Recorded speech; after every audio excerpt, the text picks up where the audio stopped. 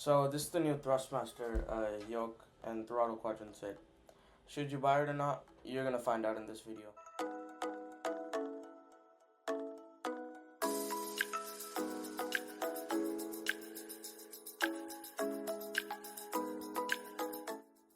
Okay, so let's talk about the actual yoke itself first. So here we have the yoke, and pitch feels amazing. Roll also feels amazing.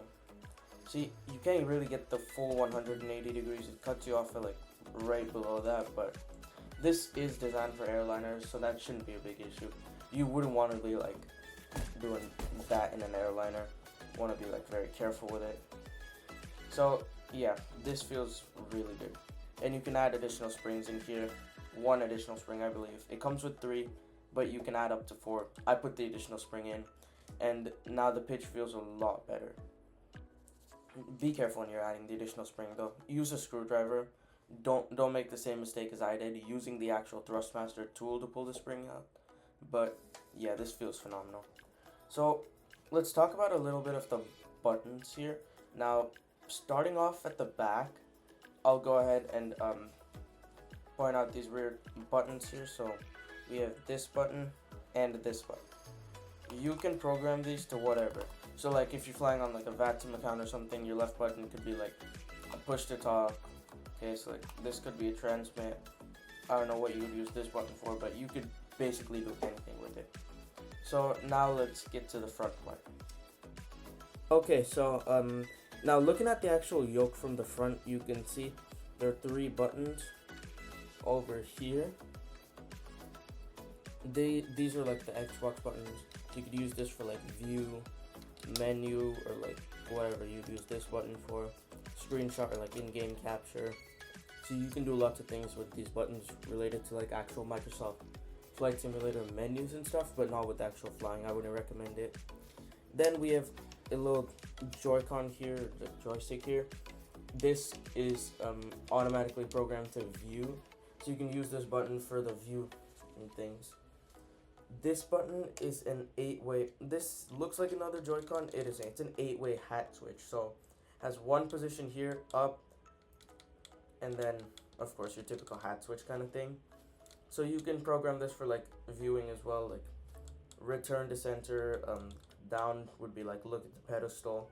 Right, quick view left, or like things like that. And then if I come around to this side here, we have the autopilot disconnect button, which I would definitely use this as the autopilot disconnect button. You can program anything to whatever though. So autopilot master on, off, and then you have the trim switches here. This feels really good. So the trim switches, something I'd like to point out about them.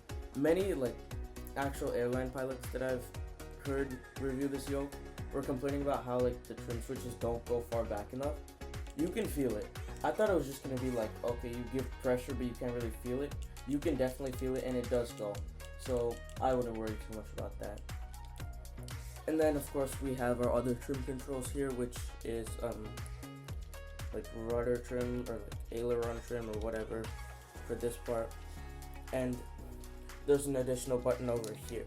Now I'm gonna use this as the parking brake button when I actually fly the aircraft. So parking brake on and off.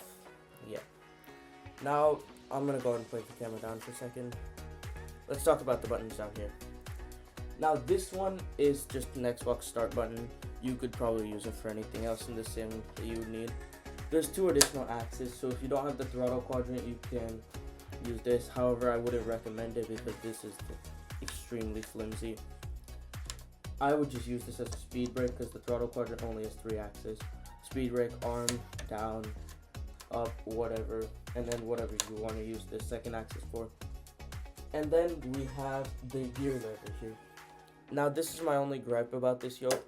I do wish that the gear lever was a little bit bigger, but I mean it's a gear lever. It doesn't really matter anyway. You can get away with it. It feels good though. Oh man, I could play with this all day. It feels really good. Alright, now we're actually going to start talking about the throttle quadrant here. Okay, excellent. So now let's talk about the throttle quadrant. I'm gonna go ahead and test the feel out real quick. Okay, yeah. I do have a couple things to say for this one. It feels good. The resistance is there. However, it does not feel anywhere close to like a real plane where you actually have to put pressure. It stays, unlike like the Sci-Tech ones. You know how like the Sci-Tech ones are just like, you can like literally just like play with them? This one does feel a bit more heavy duty, a bit more rigid. But it's not up to like the rigidness of the yoke. You can perfectly get away with this. I am completely fine with this. But for the people who want like the absolute most realistic simulation ever, this might be something to consider. And then of course, this is one thing I'm really excited for. Many throttle quadrants, you just have a detent back that you put it into reverse. This one you can actually pull reverse, so that's the reverser. So there, you can pull it. I'm pretty sure you do have to push this forward though. I'm not too sure on that. We'll see how that plays out when we get some actual flying footage with me in the yoke. But yeah. And then auto throttle disconnect buttons on this side. I wouldn't really recommend using both of them for auto throttle disconnect. I would just use this one as toga and this one as like auto throttle disconnect if it's possible. But yeah. And then this is the flap handle. So yeah, it doesn't have any detents, it's just a regular axis. You can switch this out for speed brake though, so like these levers out over here, yeah, you can pull them out. So then on like the flap handle over here, I wouldn't do this, but if you did want that and you wanted the flap handle there, you can very well do that. Okay, but we're not gonna do that, so I'm gonna go ahead and put the flap handle back. And there's like this little electronic receiver over there that actually receives all the like buttons and push buttons, like electrical connection. So yeah. Okay, with this fully pushed down, let's go ahead and switch views real quick for this next part of the review. Okay, so let's talk about this little section over here. Now this is some kind of autopilot functionality, so here we have this little knob. You can select between speed, heading, and altitude, and then you can increase or decrease it with this. So it's like a scroll wheel kind of thing. You can kind of feel it there. It's not really that firm, but you can definitely feel it. And this is a push button as well on top of this scroll wheel.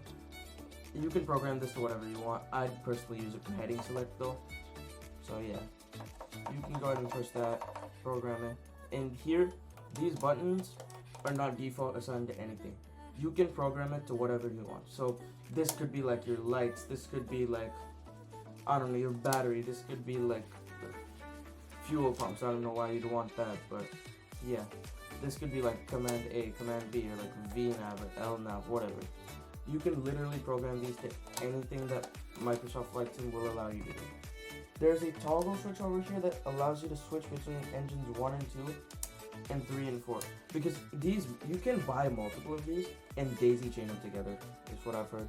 So you can like have a 4-engine setup with speed brake and flaps. But I wouldn't really recommend doing that because the throttle quadrant then just gets super like weird to hold. It's way too big. So yeah, that's pretty much it for the throttle quadrant review and the yoke review. So let's actually get to flying in the simulator and see how that turns out. Okay, so now we're just going to do a little bit of testing in Microsoft Flight Simulator and see how this works. So as you can see, I've kind of got the yoke linked to the best of my ability with the simulator, so it's doing good, and the throttles are also linked properly. So yeah, let's just get this started. We're not gonna do this professionally or anything. I'm just gonna do like the bare minimum. So turn on the flight directors. I'll go ahead and like just flick the lights on. Starts to continuous. Oh, wrong way. Okay, great. Then we put this and this on. Okay, yeah, good. So then let's go ahead and put 40% of power into the engines.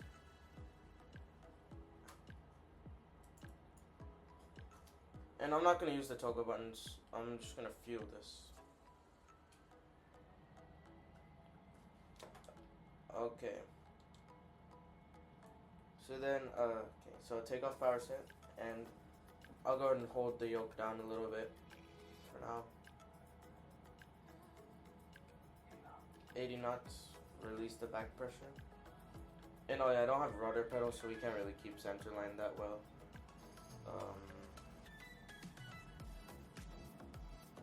Yeah, no, it's not gonna work. Okay, V1 rotate. Ooh, that was nasty, okay. Positive rate, gear up. Now, right away, I can tell that flying the aircraft feels really good. We're gonna pitch for about 178 knots here, and let's try the speed bug thing. Oh, that's interesting. It doesn't register as fast, so you have to like go slow with the rotation, then it registers. That can be a little bit annoying. Let's try this. Command A. And the autopilot is kicking in now. And we are turning.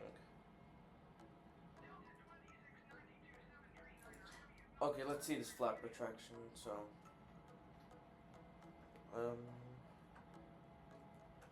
I'm gonna go ahead and retract flaps 1.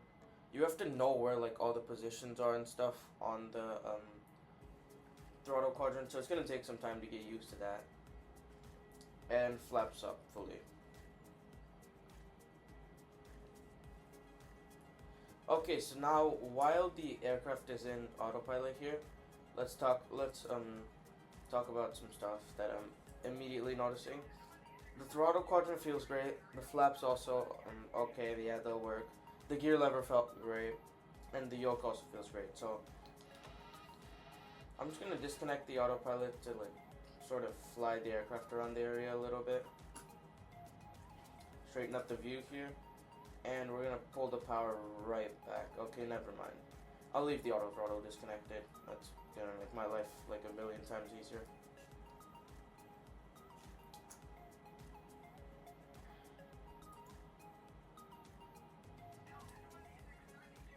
I'm also gonna just enable the terrain radar real quick, and I brought up the airports as well on my navigation display.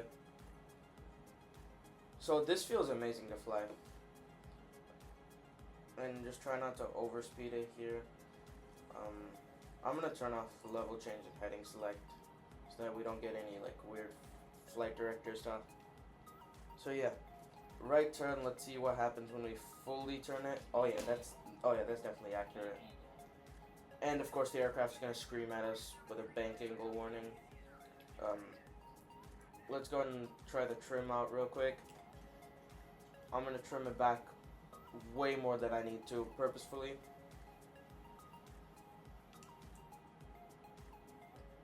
Okay, yeah, this feels pretty good. And I really have to push down now since I trimmed it back. Okay, yeah, we're definitely gonna disconnect the auto throttle now. Okay, that's good. Oh wow, we are going fast. So this feels really good to handle. It gets really addicting. So yeah, let's go ahead and try a landing here. Now the first time I ever tested this, when I got it out of the box, when I loaded the landing, the throttles just gave up on me and they wouldn't like respond. So I had to go activate and disengage the auto throttle, then they would like respond. So let's see if that happens this time. Oh yeah, the exact same issue is happening. Okay, good. And nothing is extended for some reason. Yeah, the gear and flaps don't come extended, so you're gonna have to watch out for that. This gear lever overrides the flight sim's position, so yeah. Let's hope that it's green. Okay, we have 3 green. The flaps are also fully extended. Just in case you were wondering, that's why we got that warning. Okay, take a look at the airspeed. We're gonna like land this real quick.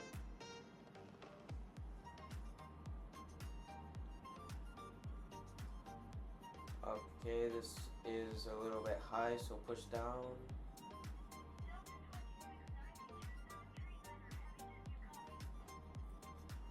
Looking beautiful so far. Just a little bit high and off center. And if we roll off the runway again, I don't have rudder pedals.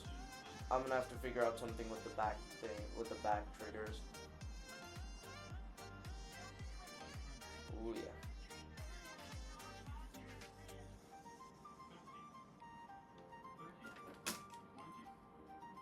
Got the power and we are on the ground, full reverse.